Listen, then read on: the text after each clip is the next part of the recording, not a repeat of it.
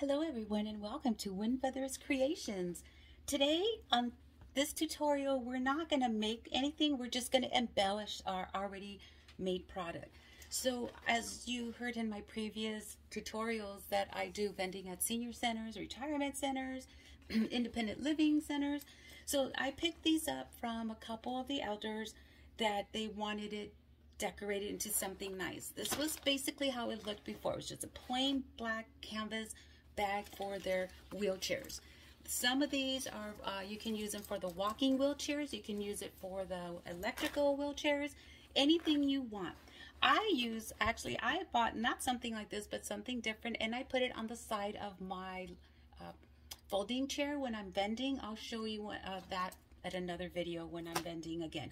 So on this one, just a plain simple piece of print that I put over, and then I put these little pom-poms. It's all about pom-poms.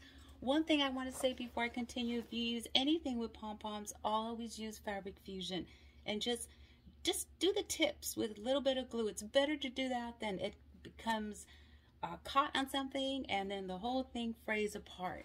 So fabric fusion is really awesome. Also, what I added to this one here, a little stretchable, like an ID band if they have to scan and go into their building, and then just another little clip so they can put their keys or whatever they want. Okay, if you were interested where they purchased these, they did give me the links, so I will let you know. So this one was for a female elder that's at a retirement center. This one was for a male elder.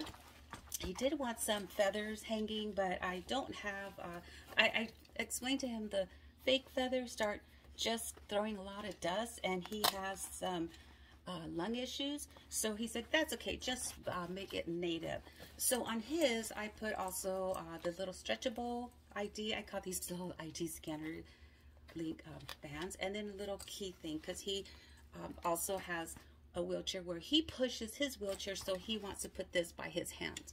Okay, so now what I'm doing for my third elder is for another event that I'm going to drop these off at 3 different places. So it's just a plain black canvas like this, and what I did is I just looked for colorful. She wanted specific flowers, so what I did is I just found a piece of scrap long long fabric that was really one of the nice colorful. These were the quilt cottons that I purchased.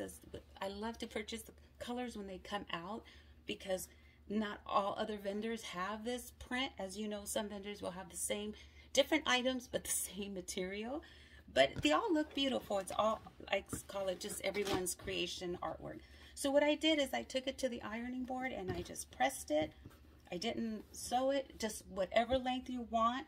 You will know if you have a purse, say it's this length your purse, then you're going to you can measure it, or you can just cut a strip of fabric. You will know how to fix up your item.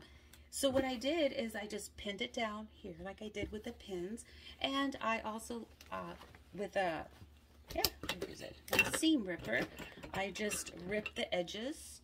I kind of measured. What I do is I put my finger here and then I mark it with a pencil. I don't know if it's still there. I try to make really light markings. Let's see if the bottom one is still in there.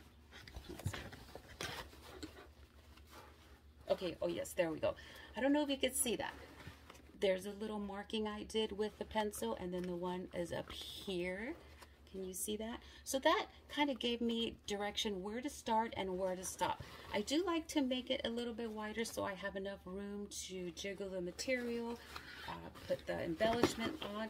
So what we're going to do next, this is very simple, fast tutorial. The fun part I like about sewing is putting things together, the finishing product. Before I sew, I just want to show you how colors just bring out different, just the prints of the material.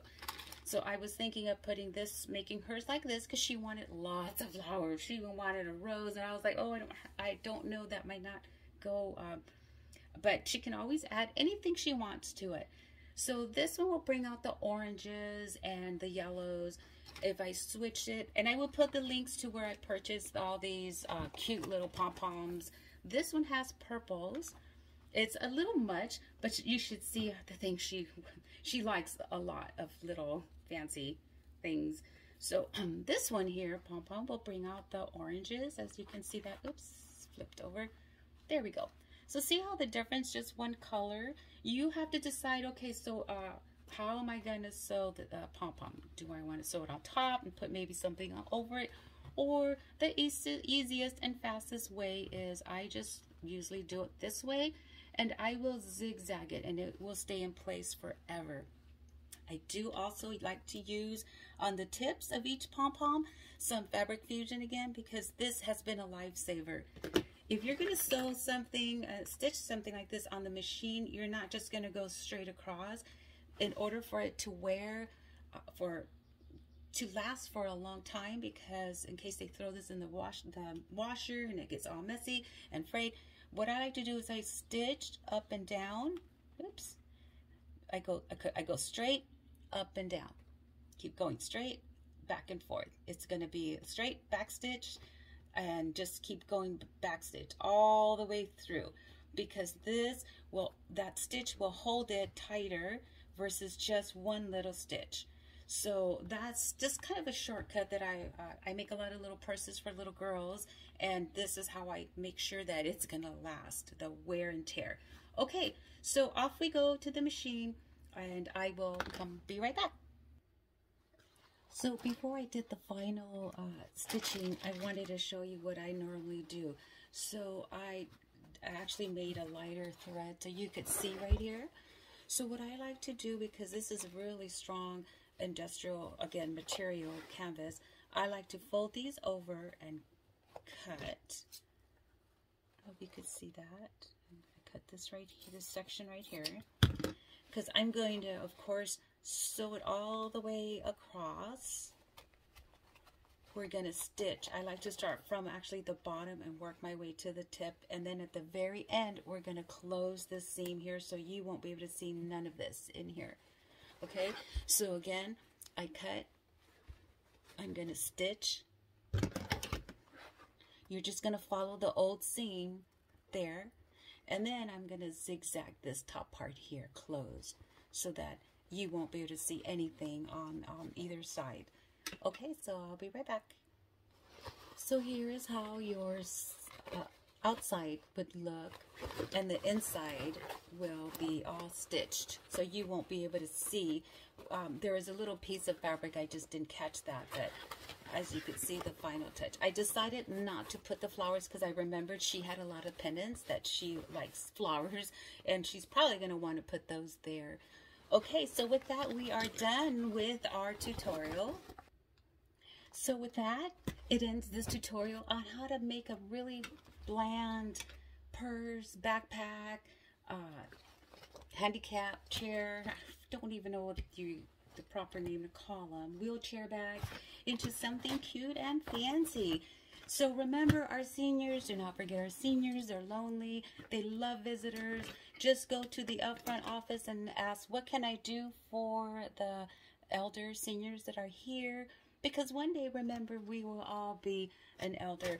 If we're lucky to live healthy and not need no assistance, then that would be awesome. What a blessing, right? But then things like this I love doing, because I know that this little senior that's so adorable, she's like, I think she's like 90.